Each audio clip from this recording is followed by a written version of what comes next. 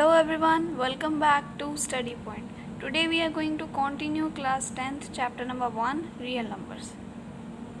In this video we are going to start exercise 1.3 question number 1. So let's start.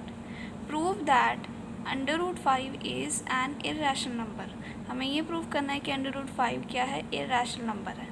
irrational numbers कौन से होते हैं जो कि p/q की फॉर्म में ना लिखे जाएं, where q is not equal to 0 and p and q are integers.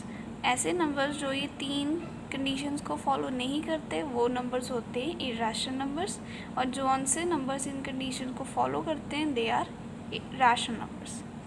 सो हम इसे कॉन्ट्रडिक्शन मेथड से सॉल्व करेंगे इस क्वेश्चन को. इसमें हम पहले एज्यूम करेंगे कि under root 5 is rational number. फिर सॉल्व करते हुए हमारा जब आंसर रैशनल नहीं निकलेगा तो फिर ये प्रूव हो जाएगा कि under root 5 is irrational number. So इस क्वेश्चन को इसी तरीके से लिखेंगे जैसे मैं आपको बता रही हूँ.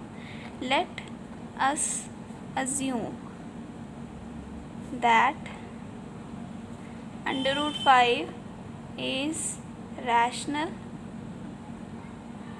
नंबर. अब अगर रैशनल नंबर है तो हम इसे p/q की फॉर्म में लिख सकते हैं where q is not equal to 0. अब हम मान रहे हैं रैशनल है तो हम मान लेते हैं under root 5 is equal to a/b.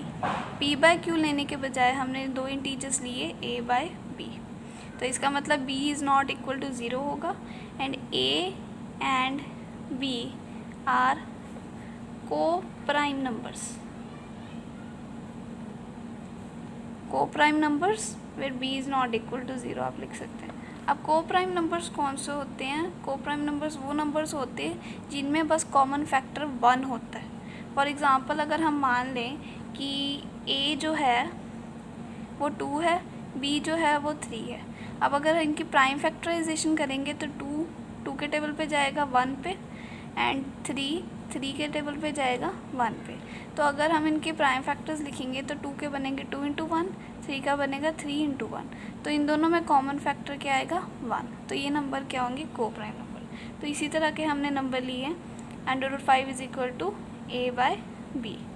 So अब b को दूसरी साइड ले आएंगे मल्टीप्लिकेशन में अंडर रूट 5 के साथ. यहाँ पे डिवाइड में उधर जाके मल्टीप्लाई में जाएगा. अब हम लिखेंगे squaring both sides. Squaring both sides करने के बाद b अंडर रूट 5 का whole square is equal to a square. तो ये स्क्वायर से अंडर रूट कट जाएगा तो ये अकेला 5 बन जाएगा, एंड b का square is equal to a square. अब अगर मैं इस तरह से लिख दूँ b square is equal to a square by 5, तो इसका क्या मतलब निकलता है? Therefore 5 divides a square. अगर इसका मतलब ये बनता है कि 5 जो है a स्क्वायर के साथ डिवाइड में जाता है. अगर a स्क्वायर को डिवाइड करता है तो 5, then also 5 will divide a. अगर 5 a स्क्वायर को डिवाइड करता है तो 5 a को भी करेगा. इसको हम एग्जांपल से समझ लेते हैं. मान लीजिए a आपका क्या है? 5. तो a स्क्वायर क्या होगा? 25. इसका मतलब है जो 5 है 5 के साथ भी डिवाइड होगा एंड 25 के साथ भी डिवाइड होगा. तो इसी का यही मतलब निकलता है that 5 divides a square as well as 5 divides a. So अब हम एक और चीज़ लिख सकते हैं कि मान लेते हैं कि a is equal to 5c है, where c is some integer. कोई भी इंटीजर मान लेते हैं c. अब हमें पता है कि 5 जो है a को डिवाइड करता है, तो अगर हम a की कोई वैल्यू लेंगे तो उसका मल्टीपल भी होगा 5. तो हम मान लेते हैं a is equal to 5c. c यहाँ पर कोई भी नंबर हो सकता है.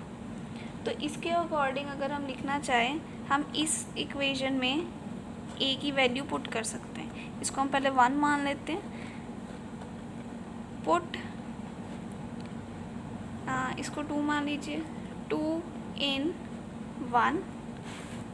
अब आप पुट करेंगे तो 5b square is equal to a की वैल्यू क्या है? 5c. तो a स्क्वायर में पुट करना है. इट मीन्स 5c का होल स्क्वायर करेंगे. तो 5b square is equal to 5 है 25 c स्क्वायर। तो इसे जब आगे सॉल्व करेंगे तो 5 यहाँ पे मल्टीप्लाई में उधर जाके डिवाइड में जाएगा। इस तरह से कटिंग करेंगे तो b square is equal to 5c square. ये हमारे पास एक और कंडीशन निकलती। इट मीन्स इस सबसे हमें क्या पता लगता है कि 5 divides a square as well as, अब इससे ही हमें क्या पता लगता है कि 5 also divides b square and b। सो हम ये वाली कंडीशन भी लिख लेंगे। Therefore 5 divides b square also 5 divides b। तो इसका मतलब है कि a को भी 5 डिवाइड कर रहा है और b को भी कर रहा है। 5 जो है b को भी कर रहा है। तो इससे हमें ये पता लगता है कि a और b दोनों का एक कॉमन फैक्टर है 5। ऑब्वियसली अगर वो डिवाइड कर रहा है तो वो एक फैक्टर भी होगा उनका। तो इट मीन्स हमने पहले स्टार्टिंग में माना था कि a एंड b जो है वो को प्राइम नंबर्स माने थे हमने। तो को प्राइम का मतलब होता है उनका एक ही कॉमन फैक्टर होगा, वो क्या होगा 1। तो अब यहाँ पर एक 5 और आ गया है, तो इट मीन्स ये को प्राइम नहीं रह गए and our contradiction is wrong. So हम लिखेंगे therefore a and b have at least 5 as a common factor other than 1। तो इससे हमें क्या पता लगता है, हमने जो माना था कि 1 के अलावा कोई कॉमन फैक्टर नहीं होगा, वो भी आप लाइन लिख सकते हैं। Therefore hence our contradiction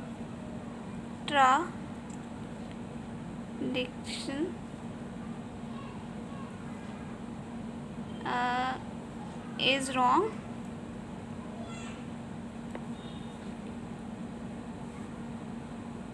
Therefore, under root 5 is an irrational number। तो इस क्वेश्चन में बेसिकली आपको इसी तरह से सारा कुछ लिख के एक्सप्लेन करना है ताकि आपका क्वेश्चन जो है प्रॉपर फॉर्म में प्रेजेंट हो। So this was exercise 1.3 question number 1।